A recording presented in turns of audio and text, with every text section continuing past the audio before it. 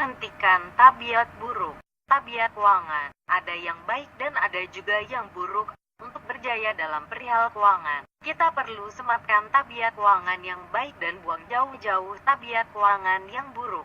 Antara tabiat keuangan yang buruk termasuk tidak mengikuti budget disediakan, melakukan belian barangan yang akhirnya tidak digunakan, melakukan pinjaman uang di luar kawalan dan tidak menjimatkan uang yang mencukupi. Hari ini, apa kata kita cari penyelesaian tabiat uang buruk ini supaya mendekatkan kita kepada matlamat bebas keuangan?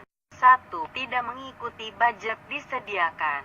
Ramai melihat menyediakan budget sesuatu yang melecehkan dan sukar. Apa tidaknya, bukan sekedar leceh. Proses memikirkan uang dan mengheadkan perbelanjaan bulanan mengikut budget tentunya sesuatu yang tidak menyeronokkan. Merancang budget sememangnya penting karena ia merancang segala keuangan kita. Tanpa perancangan uang, pastinya kita merancang untuk gagal keuangan.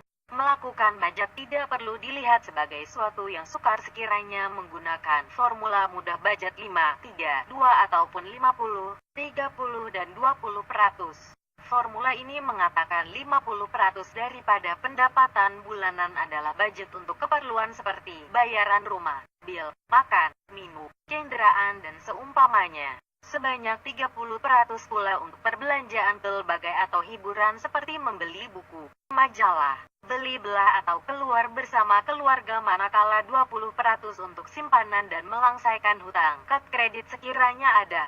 Sekiranya tiada, maka 20% untuk simpanan keseluruhannya. Dengan menggunakan formula budget mudah 5, 3, 2, bahagikan pendapatan bulanan Anda mengikut kategori yang disebutkan di atas dan mulakan di situ. 2. Melakukan belian barangan yang akhirnya tidak digunakan. Pasti kita semua pernah terjebak dalam keadaan ini di mana emosi menguasai diri ingin membeli sesuatu karena pikir kita memerlukannya. Tetapi apabila sudah membeli, mungkin selepas menggunakan sekali dua, terus ia tersimpan di bawah katil, dalam almari atau bilik store mengumpul habuk. Peralatan senaman, gadget, aksesori, pakaian dan mainan kanak-kanak sering menjadi mangsa. Cara menangani tabiat buruk ini dengan menggunakan 3C, yaitu tanya, tunggu dan tolak. Apabila mendapati sesuatu yang ingin dibeli, tanya pada diri sendiri berkali-kali mengenai keperluan barangan itu. Adakah ia akan sering digunakan? Adakah alternatif yang lebih murah boleh digunakan? Adakah perlu membeli sekarang? Tanya soalan yang dapat membantu keputusbelian Anda. Tunggu seminggu sebelum melakukan pembelian. Seringkali keputusan emosi bercampur dengan keputusan spontan, yaitu Anda ingin memiliki sesuatu pada masa itu juga.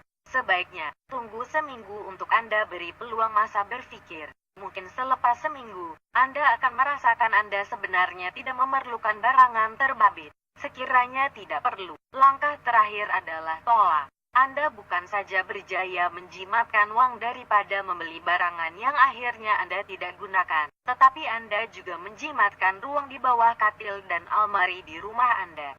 3. Melakukan pinjaman uang di luar kawalan. Pinjaman di luar kawalan amat mudah terjadi dengan bantuan kad kredit. Akibatnya, hutang akan bertambah dan simpanan akan berkurangan akibat dimakan faedah kad kredit yang tinggi. Barangan, perkhidmatan atau percutian yang berharga Rp5.000 akhirnya menjadi Rp6.000, Rp7.000 atau lebih akibat faedah atas pinjaman.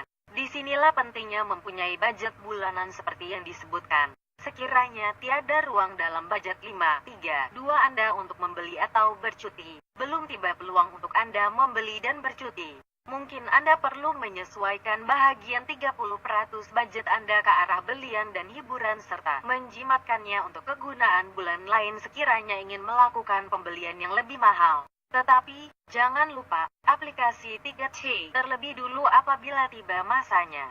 4. Tidak menjimatkan uang yang mencukupi. Sekiranya Anda tidak mempunyai simpanan untuk menanggung diri Anda dan keluarga selama 3 hingga 6 bulan, Anda dalam keadaan bahaya. Dalam berbagai buku keuangan, ia sering disebut 10% daripada pendapatan mesti diketepikan untuk simpanan. Sama ada simpanan kecemasan, simpanan untuk bersara atau apa saja keadaan yang memerlukan.